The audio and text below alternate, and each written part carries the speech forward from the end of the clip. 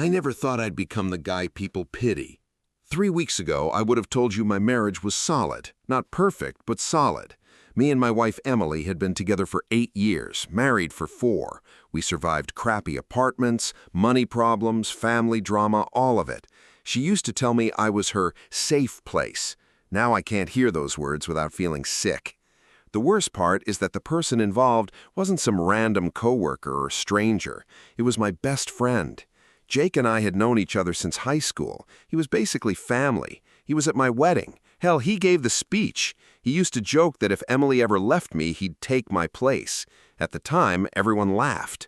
I laugh differently now. Things started changing around 6 months ago, but so slowly I kept convincing myself I was imagining it. Emily became weirdly protective of her phone. She used to leave it anywhere, kitchen counter, couch, bathroom. Suddenly, it was always face down, always in her hand. One night, I reached over to check the time on it while we were watching Netflix, and she snatched it away so fast, it honestly startled me. "What's your problem?" I asked. She rolled her eyes immediately. "Can I have privacy for 5 seconds?" The tone hit me harder than the words, cold, defensive, like I had done something wrong. I apologized. That's the pathetic part. I apologized. After that, little things kept piling up. She started going out more with her friends, except she never posted pictures anymore. She bought new clothes, but barely wore them around me. She became distant physically, too. Every time I tried initiating anything, she'd sigh like I was exhausting her.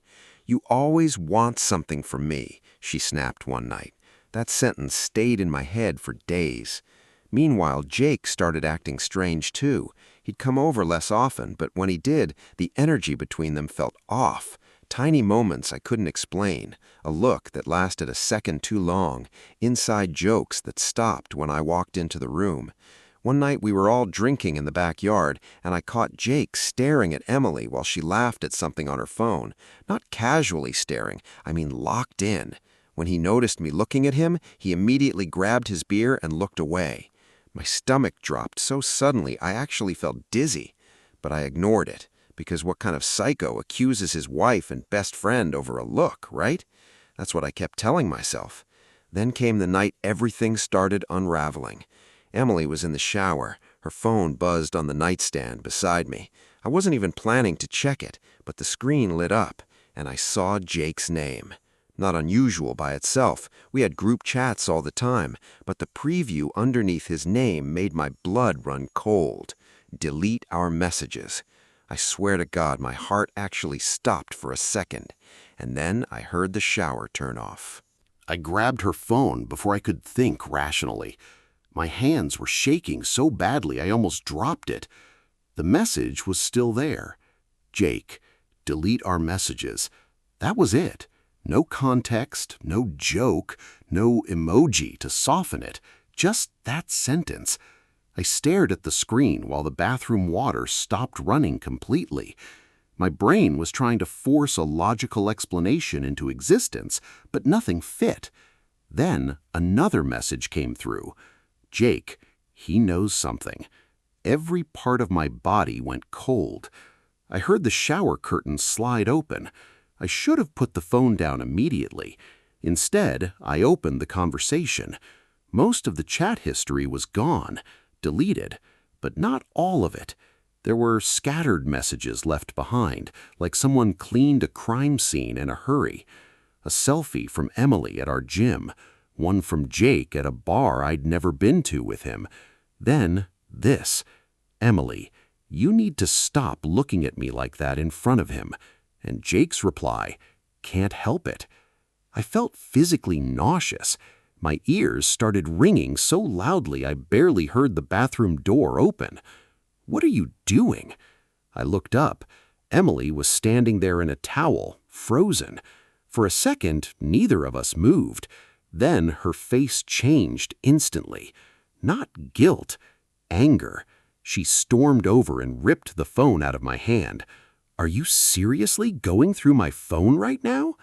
I couldn't even process the audacity. "What the hell is this?" I asked. Her expression hardened immediately. "You invaded my privacy. That's your response? You're unbelievable." I remember just staring at her like I didn't recognize the person in front of me anymore. "Why are your messages deleted?" I asked quietly. "There aren't. I literally just saw. Oh my God," she snapped, throwing her hands up. "Jake was venting to me about his girlfriend and didn't want old messages sitting there. You're acting insane." Insane. That word hit hard, because part of me genuinely started questioning myself. Maybe there was an explanation. Maybe I looked crazy. But then I remembered, you told him to stop looking at me in front of me. She froze for half a second.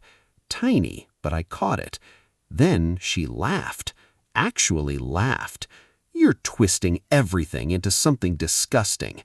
"Emily, no, seriously, this is paranoid behavior." She started pacing around the bedroom dramatically, like she was the victim. "You know what? This is exactly why I've been distant lately." That sentence crushed me, not because it made sense, because she said it with such confidence that part of me believed her. "I haven't done anything wrong. You're insecure, and now you're inventing fantasies because you saw 2 texts." I couldn't speak. I just sat there feeling smaller and smaller while she tore me apart psychologically. Then she hit me with the line that still messes with my head. "If you trusted me, you wouldn't even be questioning this." And somehow, I apologized again. I hate myself for that now. But the second she left the room, I realized something that made my chest tighten. She never denied deleting the messages. That night, I didn't sleep. I just lay there, staring at the ceiling, while Emily acted like nothing happened. She came back into bed, turned away from me, and within minutes her breathing slowed, like she had switched me off completely. That was the part that messed with me most, how easily she could just disconnect. At around 3 a.m., her phone lit up again. She'd left it on silent, but not locked properly. I told myself not to look. I looked anyway. "Jake, did he believe it?" No response from her. A minute later, "Jake, we need to be careful. He's acting weird." Then another, "Jake, I miss you. This is getting harder." I felt something snap inside my chest. Not loud, not dramatic, just a clean internal break, like something essential gave out. I didn't reply, I didn't confront her. I just put the phone back down and stared at her sleeping face. She looked peaceful. That's what made it worse, because I knew exactly what was happening now, but my brain still refused to fully accept it. Morning came too fast. She acted normal, made coffee, asked if I wanted eggs, like nothing happened. I couldn't even look at her properly. When I finally spoke, my voice came out flat. "Are you seeing Jake?" She didn't even hesitate. "No." Too fast, too clean. Then she added, almost irritated, "Are you seriously still on this?" That should have been enough, but it wasn't, because denial is one thing. Confidence is another, and she was too confident. I left for work early, even though I wasn't scheduled. I just needed air. But I didn't go to work. I drove, and somehow I ended up outside Jake's apartment. I sat there for 20 minutes, just staring at the building, thinking, trying to decide if I was about to ruin my life or finally understand it. Then my phone buzzed. Unknown number. I opened it. A photo loaded. It was Jake, half-dressed, in his own kitchen, and behind him, a reflection in the window. Emily, standing there like she belonged. The caption underneath was one sentence, "Don't come here." And that's when I realized they weren't even trying to hide it anymore. I didn't move for a full minute after seeing that photo. My hands were locked around the steering wheel so tight my knuckles went white.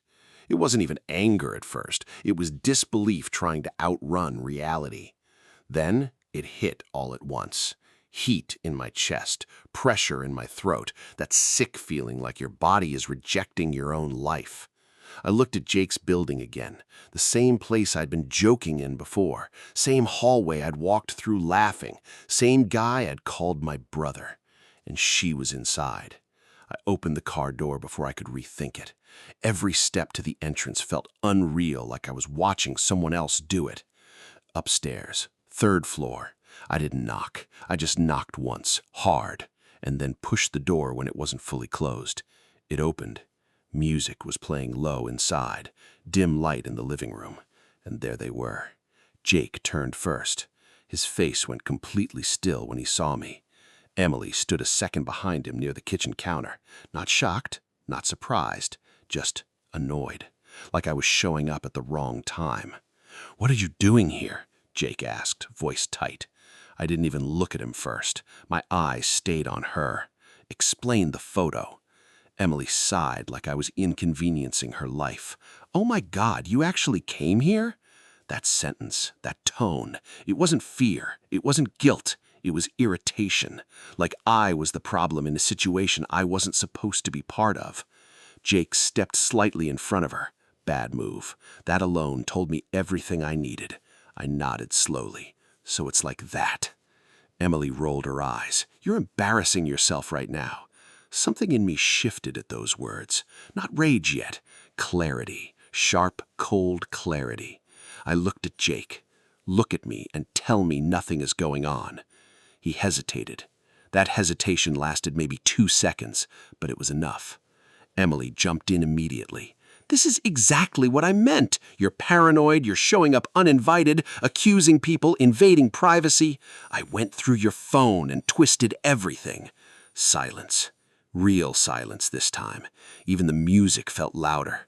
Jake looked away first. That was it. No denial, no fight, just avoidance. Emily's expression flickered just for a second, but then she doubled down instantly. "You went through my phone and twisted everything." "I didn't twist anything," I said quietly. "I watched you two lie to my face for weeks." Jake finally spoke, voice low. "This isn't what it looks like." I almost laughed, because that line, that exact line, it's never what it looks like. I took a step closer. "Then explain it." Nobody answered. And that's when I noticed something small that changed everything again. On the kitchen counter was her jacket, the one she told me she'd lost 2 weeks ago, folded, clean, like she'd been here often enough to leave things behind. Emily saw me looking at it. Her face tightened immediately, and then she said something that made my stomach drop harder than anything before. "You shouldn't have come here. You're making this worse for yourself."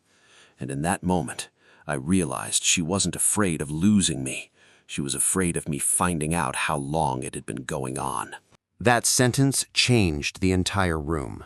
Not because it was loud, because it was honest in a way she didn't mean to be. "You're making this worse for yourself." I repeated it slowly. "You're making this worse for myself?" Jake finally stepped back, like even he realized how that sounded. Emily caught it immediately and tried to pivot. "That's not what I meant." But it was already out there. The damage was done. I looked between them.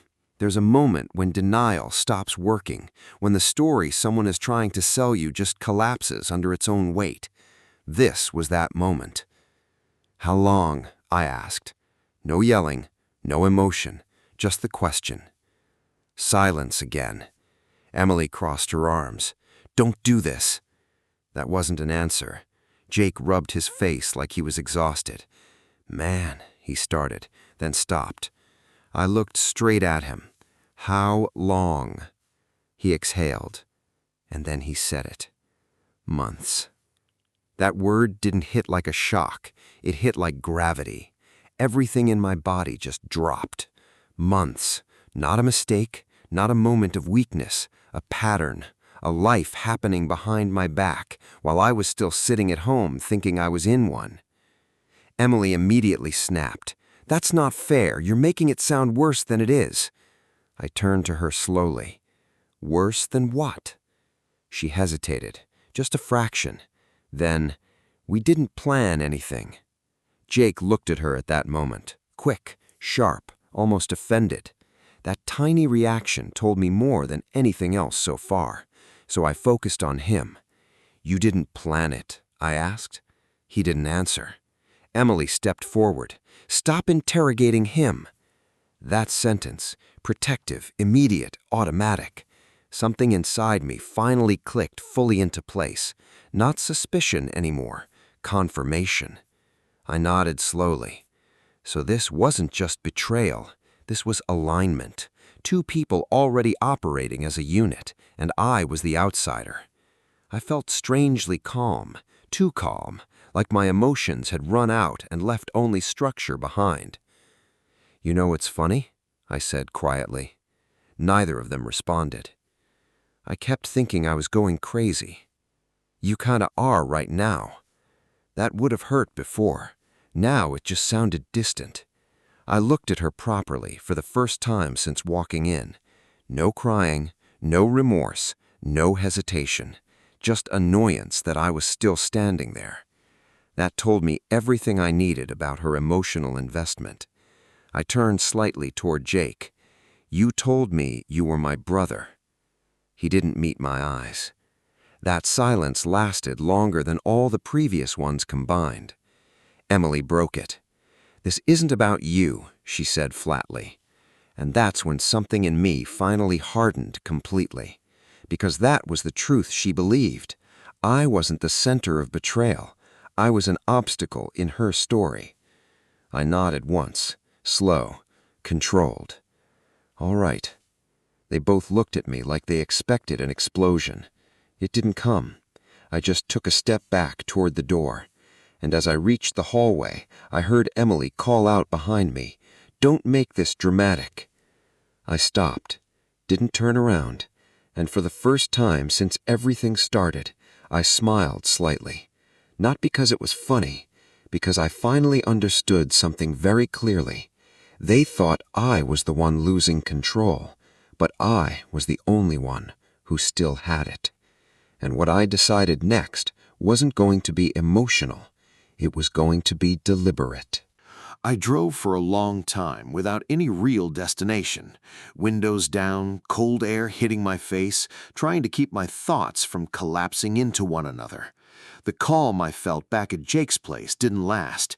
It started to mutate, first into anger, then humiliation, then something more dangerous, focus. Because once the emotional noise fades, you start seeing the structure underneath, patterns, timing, lies that only work if they're coordinated. I replayed everything, the phone messages, the deleted chat, her reactions, his hesitation, the way they both defaulted to protecting the same narrative. It wasn't messy, it was practiced. That realization changed the shape of it completely. I pulled into a parking lot and sat there, engine off, my phone in my hand.